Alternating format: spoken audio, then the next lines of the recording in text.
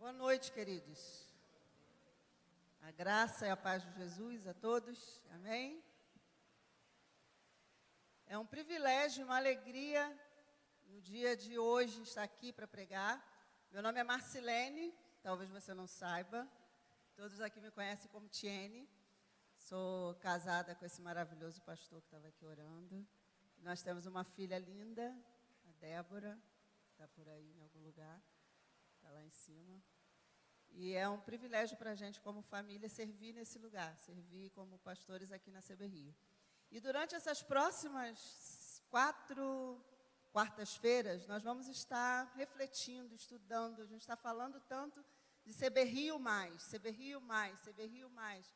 E nessas próximas quartas, nós vamos ter uma série de estudos sobre CB Rio mais amor. Então, a nossa proposta, começando hoje e nas próximas 3 quartas-feiras, é nós estudarmos sobre CB Rio mais amor. O que a gente precisa como igreja, o que a gente precisa fazer ou realizar ou pedir perdão, o que precisa acontecer para que como igreja a gente seja uma igreja que seja reconhecida por todos como uma igreja que ama.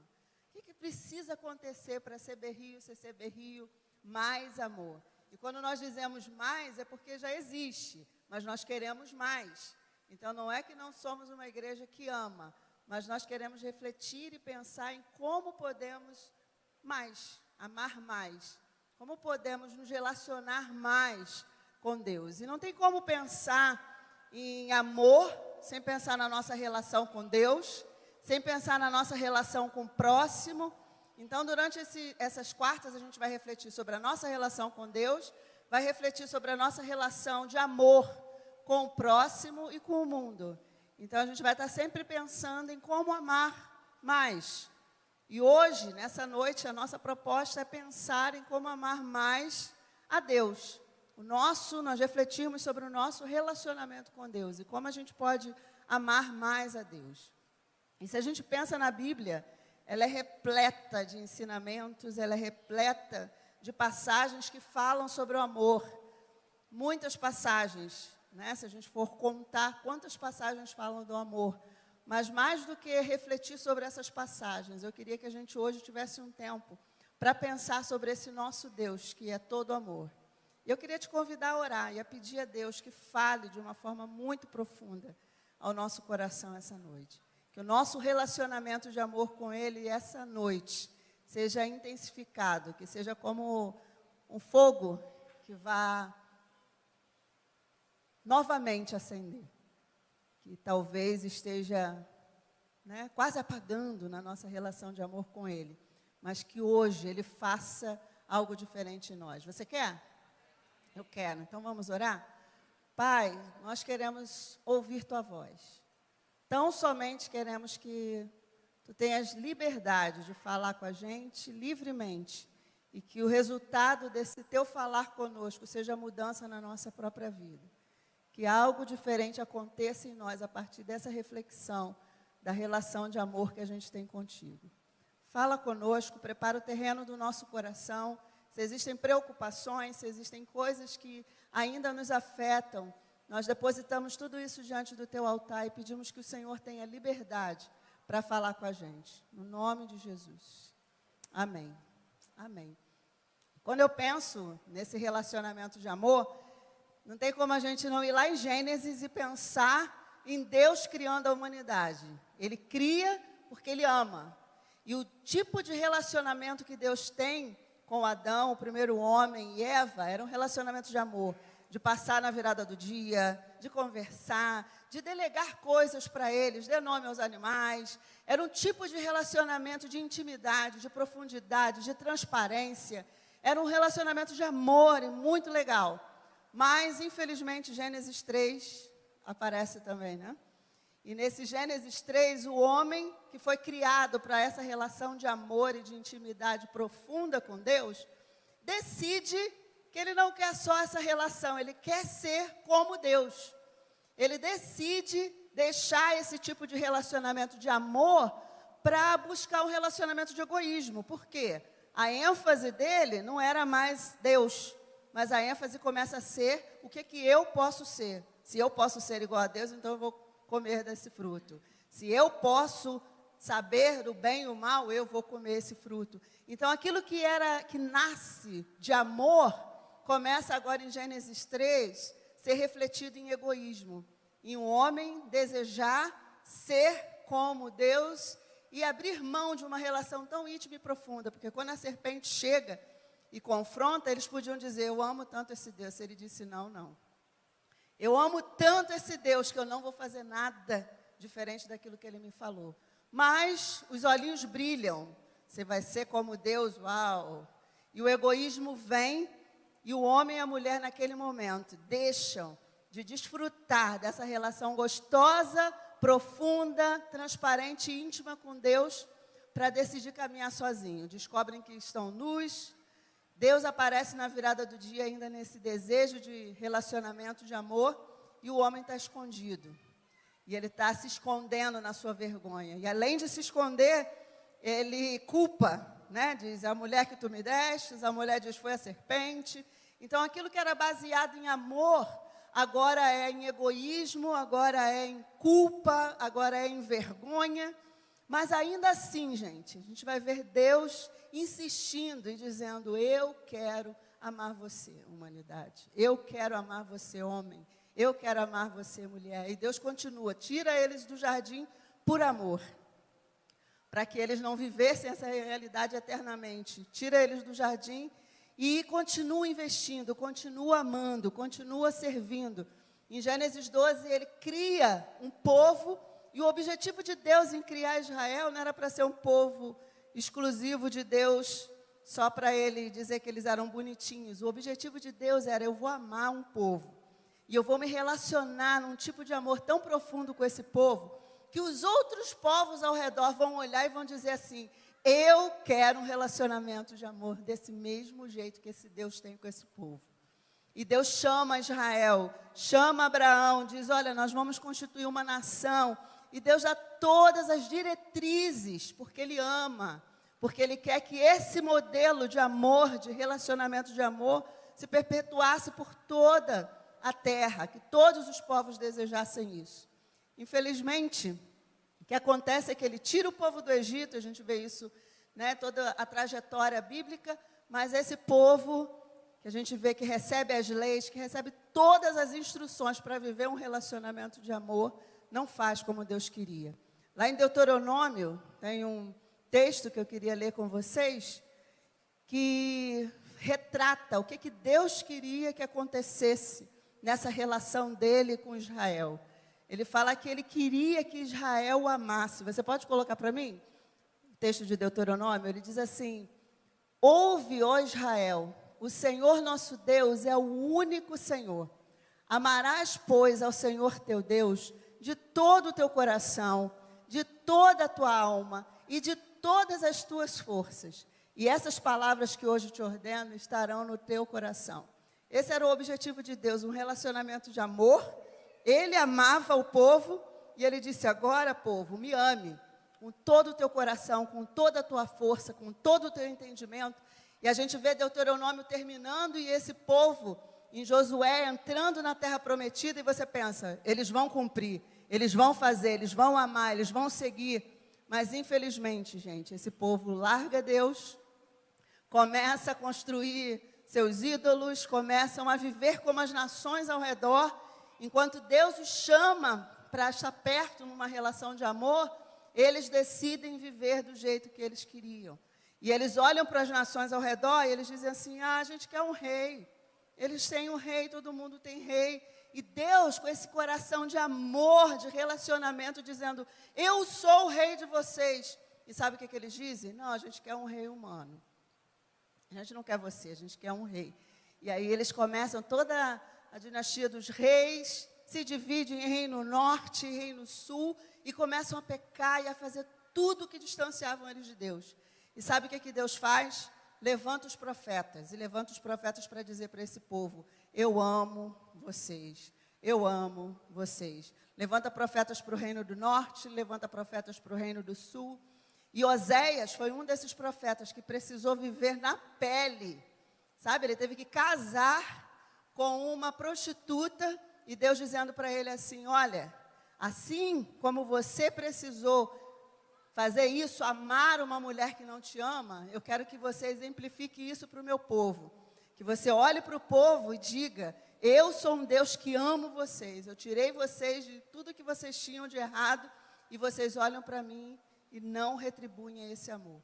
E olha o que ele diz em Oséias 11, de 1 a 7. Quanto mais eu os chamava, tanto mais se afastavam de mim. Sacrificavam aos Balaíns e queimavam incenso às imagens esculpidas. Todavia, eu ensinei aos de Efraim a andar. Tomei-os nos meus braços, mas não entendia que eu os curava. Atraí-os com cordas humanas, com laços de amor, e fui para eles como os que tiram o jugo de sobre as suas queixadas, e me inclinei para lhes dar de comer. Não voltarão para a terra do Egito, mas a Síria será seu rei, porque recusam converter-se. Cairá a espada sobre as suas cidades e consumirá os seus ferrolhos, e os devorará nas suas fortalezas, porque o meu povo é inclinado a desviar-se de mim. Ainda que clamem ao Altíssimo, nenhum deles o exalta. Que triste. Deus está dizendo, eu estou fazendo de tudo, eu estou curando vocês, eu estou me aproximando de vocês, eu estou cuidando de vocês, eu estou amando vocês, eu estou atraindo vocês com cordas de amor, com laços de amor, eu estou dizendo o tempo todo, eu amo vocês. E esse vazio que há no coração do homem é exatamente do tamanho desse amor de Deus. E ele está dizendo para o homem, eu amo, e estou atraindo vocês, eu estou puxando vocês para perto. E sabe o que o povo faz? Adora Balaíns. Diz para Deus, você não. Começa a seguir de forma distante e não recebe e não reconhece esse amor do Pai. Diz assim, não. Aí Deus diz para eles, olha, porque vocês não estão se arrependendo, o cativeiro vai vir. Vocês não vão voltar para o Egito, não. Agora a Síria vai vir. Foi o que aconteceu. Tanto o povo do norte como do sul sofreram baixo impérios diferentes, né? A Síria tomou o reino do norte e Babilônia tomou o reino do sul, e os dois povos foram levados ao cativeiro, né? O reino do norte se misturou na Síria, o reino do sul foi preservado na Babilônia, de onde vem a linhagem de Jesus, mas os dois sofreram a consequência do dizer não a um tipo de relacionamento que Deus está chamando. Foram para o cativeiro, a gente vai ver a tristeza dos anos que eles ficam no cativeiro, mas lá no cativeiro eles clamam a Deus. E sabe o que Deus faz, gente? Responde ao clamor deles. E traz eles de volta por amor. O povo que está na Babilônia, quando passa o cativeiro, eles clamam, pedem misericórdia. Lembram daquilo que a Escritura dizia e clamam a Deus. E sabe o que Deus faz? Traz esse povo de volta. E diz assim, vamos começar de novo o nosso relacionamento de amor? Eu continuo amando vocês intensamente. Vamos continuar nosso relacionamento de amor? O povo volta, e vocês estudaram aqui semana passada, Malaquias. Isso já é depois que o povo voltou do cativeiro. Lembra o que o povo está fazendo? Oferecendo animal coxo para Deus, roubando, né? Dizendo para Deus, em que nós estamos te roubando? Né? Fazendo tudo de errado, depois disso tudo que tinha acontecido. Dizendo que Deus não os amava. Termina o Antigo Testamento assim. Deus, de Gênesis a Malaquias, dizendo, eu amo, eu amo, eu amo, eu amo, eu amo, eu amo. E o homem respondendo, seja como indivíduo ou seja como povo. Lógico que nesse meio algumas pessoas se destacaram no compromisso que tinham com esse Deus de amor. Mas a maioria deles disseram não. Por isso existiu o cativeiro, por isso que existiu o retorno, porque eles disseram não a essa relação de amor. E aí começa o Novo Testamento, sabe o que Deus está fazendo, gente? Hebreus fala assim, tendo Deus outrora falado muitas vezes e de muitas maneiras aos pais, pelos profetas, nesse último dia, Ele nos fala através do Filho, o qual constituiu como herdeiro de todas as coisas, pelo qual também fez o universo. Ele é o resplendor da glória de Deus. Assim que começa Hebreus, anunciando a chegada do Messias. O próprio amor se encarnou, como diz lá em João. O verbo, a palavra, essa comunicação de Deus, desde lá de Gênesis, em João diz que se fez carne e habitou entre nós, ele tabernaculou entre nós. O Deus que amava no passado é o Deus que agora ama no presente. E agora ele está em carne, andando no meio do povo, dizendo, eu vivo no meio de vocês.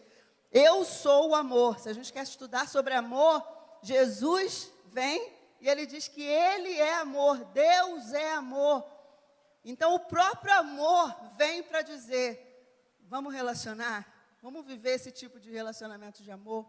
O próprio amor vem à terra para nos ensinar sobre o amor, para nos ensinar o que é viver um relacionamento de verdade, de amor.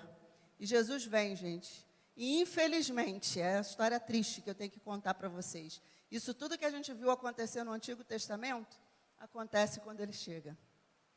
Ele continua convidando as pessoas para um relacionamento de amor, e as pessoas continuam com a mesma base lá de Adão, de egoísmo, de interesse.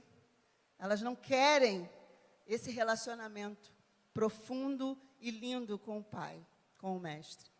E eu queria hoje destacar pelo menos 2 atitudes que algumas pessoas que ousaram viver uma relação com Deus fizeram no Novo Testamento, em Lucas, no Evangelho de Lucas, que mostra Jesus entrando na casa dessas pessoas. E você pensa assim, uau, Jesus entrou na casa, então vai ter relacionamento, vai ter amor, vai haver amizade, vai ver tudo isso que a gente está esse tempo todo falando que não existiu no Antigo Testamento, vai existir agora.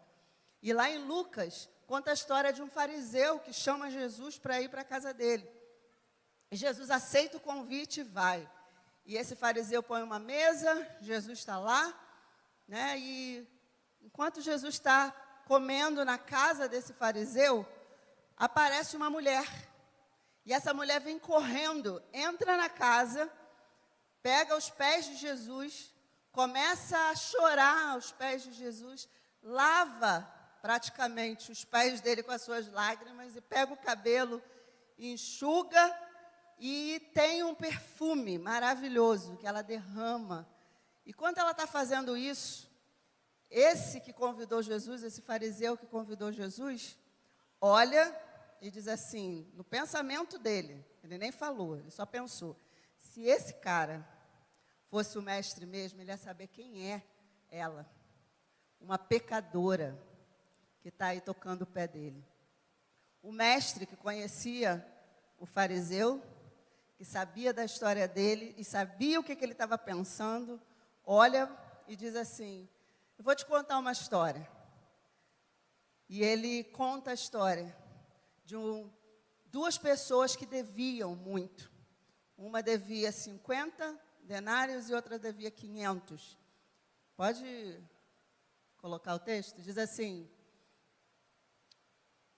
e eis que uma mulher pecadora que havia na cidade, quando soube que ele estava à mesa em casa do fariseu, trouxe o vaso de alabastro com bálsamo, e estando por detrás dos seus pés, chorando, começou a regar-lhe os pés com lágrimas, e os enxugava com os cabelos da sua cabeça, e beijava-lhes os pés e ungia com bálsamo. Mas ao ver isso, o fariseu que o convidara falava consigo, dizendo, se esse homem fosse profeta, saberia quem é e de que qualidade é essa mulher que o toca, pois é uma pecadora. E respondendo Jesus, disse-lhe, Simão, tenho uma coisa a dizer-te. Respondeu ele, dize-a, mestre. Pode passar. Certo credor tinha 2 devedores. Um lhe devia 500 denários e outro 50. Não tendo eles com que pagar, perdoou a ambos. Qual deles, pois, amará mais? Respondeu Simão, suponho que aquele a quem mais perdoou. Replicou-lhe Jesus, julgaste bem. E voltando-se para a mulher, disse a Simão, vês tu essa mulher? Entrei na tua casa e não me deste água para os pés, mas essa com suas lágrimas os regou e com seus cabelos os enxugou.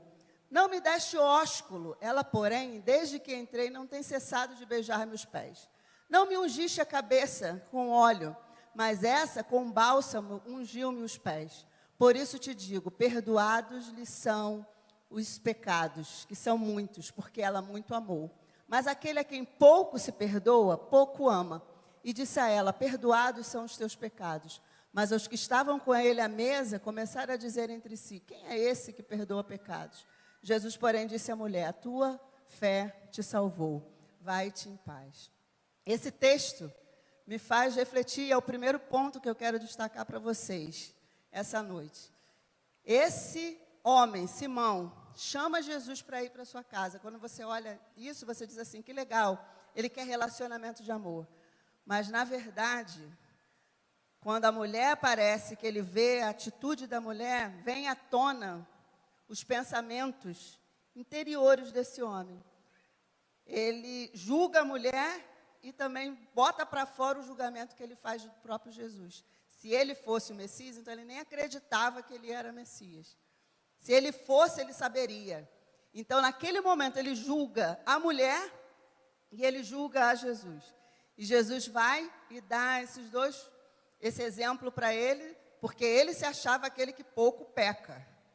Né? Ele é o que está legal, ela é a pecadora, ele é o que pouco peca. E Jesus fala, aquele que muito foi perdoado, muito amou. Em outras palavras, Jesus está dizendo, ela está me amando mais e vivendo um relacionamento comigo mais do que você. E esse é um alerta que a gente precisa aprender hoje, se nós queremos crescer no nosso relacionamento de amor. A gente precisa dizer não à religiosidade. Não à religiosidade. Simão era religioso, era um fariseu, conhecia a lei, mas não conheceu e não se relacionou com o mestre.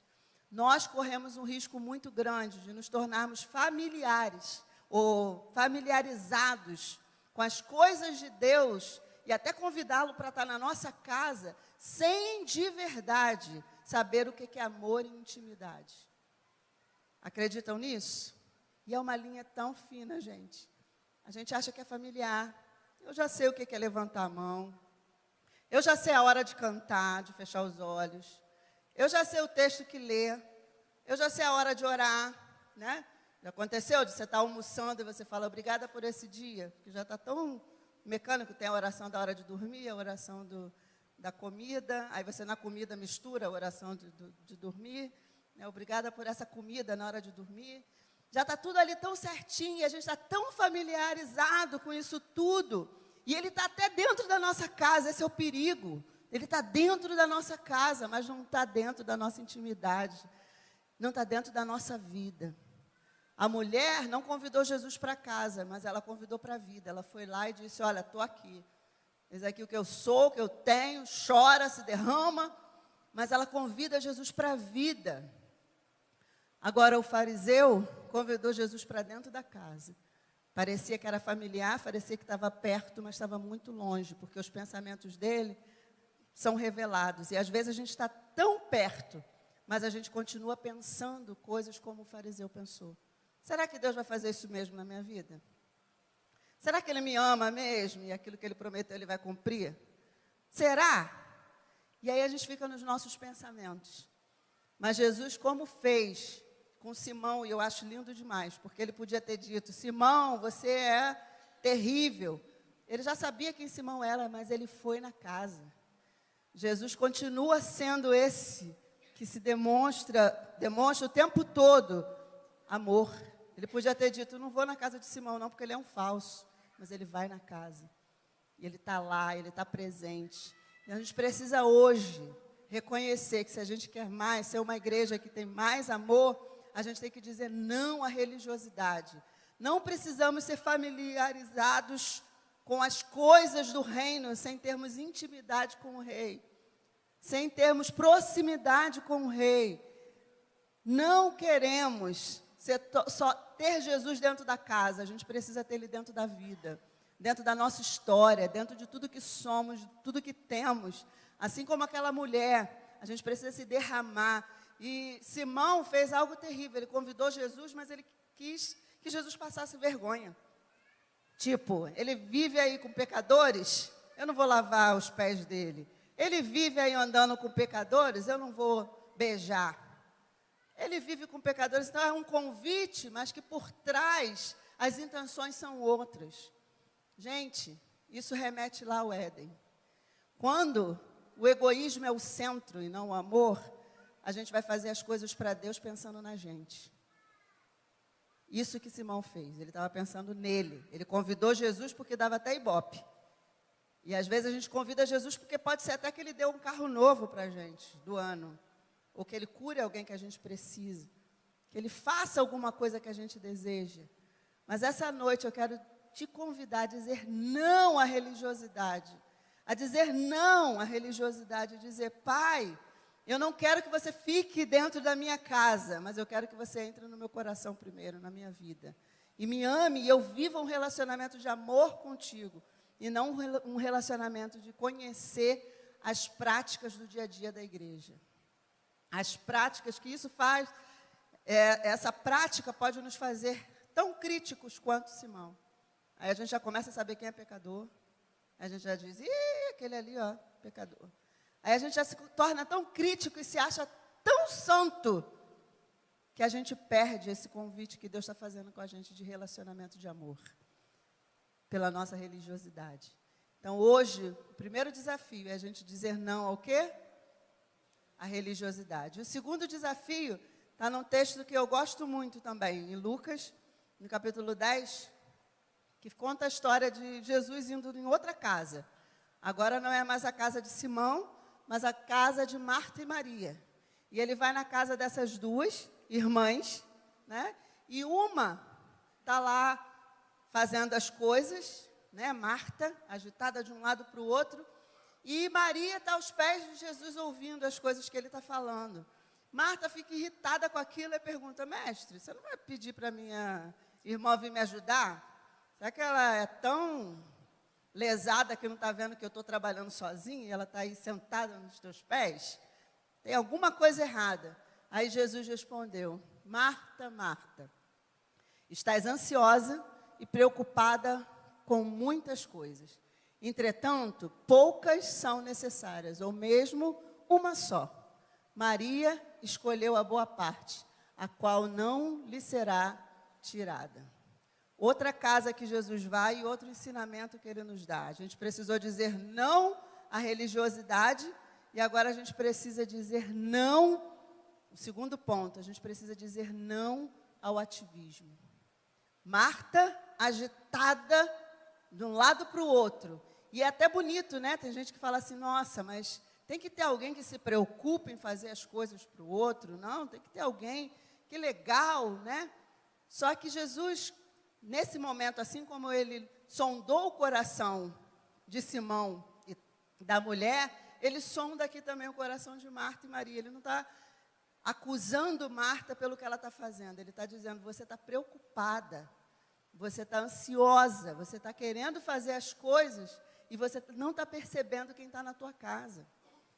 Esse é um outro risco que nós corremos, gente. Nos familiarizarmos com as coisas de Deus e acharmos que estamos amando a Deus, né, e vivendo a religiosidade. E outro risco que a gente corre é de estar agitado de um lado para o outro, fazendo coisas para Deus sem conhecer de verdade o amor de Deus por nós, nessa nossa relação. De segunda a segunda dentro da igreja, sem que Cristo esteja dentro do nosso coração. Difícil isso, não é? Difícil, porque a gente está ali agitado e até, às vezes, achando que a motivação é correta. Estou fazendo para Deus. Faz até assim com o dedinho. Fazendo para Deus. E Deus está lá dizendo, te pedi para fazer isso. Estou fazendo para Deus. E uma coisa que nós aprendemos no decorrer da nossa caminhada em missões foi tudo que a gente faz, tudo, seja dar um copo d'água, seja ir no asilo, tudo que a gente faz tem que ser fruto da nossa relação de amor com Deus. E não da nossa satisfação pessoal. E não do nosso prazer. Ah, estou com vontade de fazer algo por alguém. Não é assim. Tudo tem que ser fruto de um relacionamento de amor com Deus. Tem que ser fruto de como Maria fez. De estar aos pés de Jesus e ouvir ouvir o que Ele quer que a gente faça, senão a gente fica agitado de um lado para o outro, e a gente sai achando que está fazendo a coisa certa, achando que está se relacionando com Deus, e Deus está olhando lá e dizendo, você nem me perguntou, você nem gastou tempo comigo, perguntando. A gente levou a galera do AME para Vieira, em dezembro, e a gente fez uma peça com as crianças lá, que era assim, do Natal. Jesus querendo dizer o que Ele queria do Natal, e todo mundo não deixava nem Ele falar. Espera aí, Jesus, não fala não. O que a gente vai dar para Jesus? Aí um falava, podemos dar um telefone, um iPhone, e cada um ia dizendo o que queria para si, dizendo o que queria dar para Jesus. E Jesus queria estar perto deles. E quando Jesus chegava perto dele, dá licença, Jesus, que a gente está comprando o seu presente. Espera aí, você não está entendendo, a gente está comprando o seu presente. E eles ficam numa agitação de dar o presente, o suposto presente para Jesus, que era para eles mesmos, e achando que estavam bem.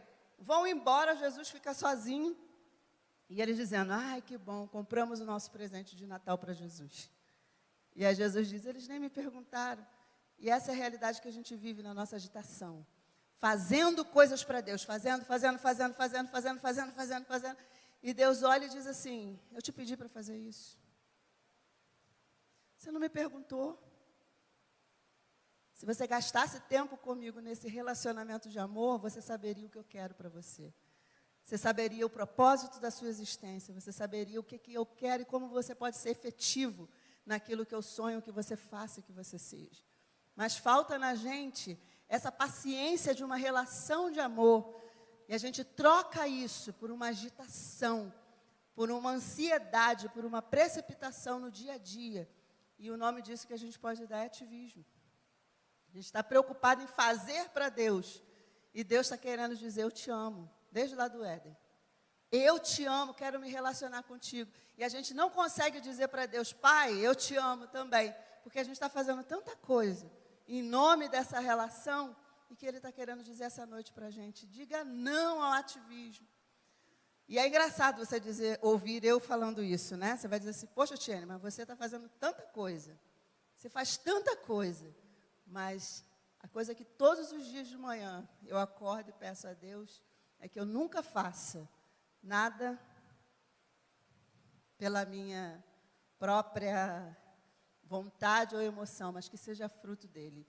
E eu conto que uma vez aqui na CBRI, ano passado, nós fizemos em janeiro, participamos da IBF e fizemos uma classe de missões na IBF falando sobre Venezuela. E todas as crianças vinham, a gente orava pela Venezuela. Quando acabou a classe, isso foi em janeiro, a gente em fevereiro começou a planejar a feira missionária. E a feira missionária a gente sempre faz, bota as barracas ali, todos os ministérios se envolvem, a gente escolhe um país, né, e fazemos uma festa. E era automático que fosse Venezuela. Por quê? A gente já tinha tudo pronto. A gente já tinha o material, a gente já tinha pesquisa, a gente já tinha bandeira, a gente já tinha tudo. E aí a gente lembrou que tudo que a gente faz primeiro o quê? Vai falar com Deus. E Deus falou para a gente que era Moçambique. Não tinha nada a ver com tudo que a gente estava planejando. Aí a gente falou assim, não, vamos fazer então Moçambique. Aí reunimos a equipe, gente, vai ser Moçambique.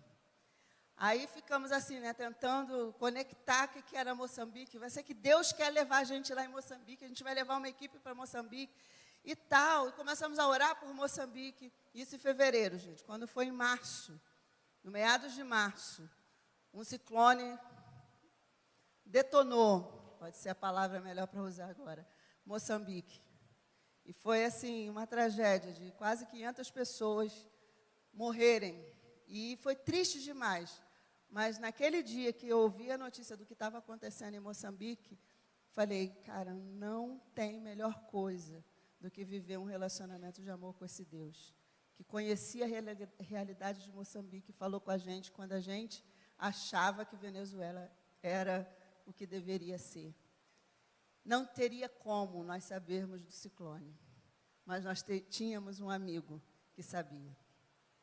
E ele fez, e com isso que aconteceu, o pastor da junta veio aqui, a igreja levantou 10 mil, e a nossa feira mais uns 7.000. E nós enviamos imediatamente.